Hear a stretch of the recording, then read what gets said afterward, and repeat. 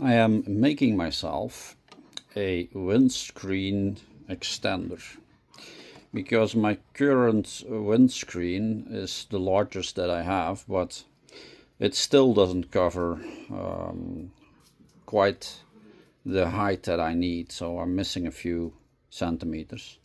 So I built this adapter piece that I can screw on to the windscreen holder, and then I would gain about 5 centimeters extra height when the windscreen is in the upright position, making it so that I am nice and comfortable behind that screen.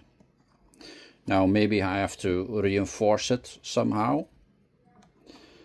I will first of all test it, and then we'll see. I hope you like it, and I hope you follow me on these crazy little adventures that I am making here.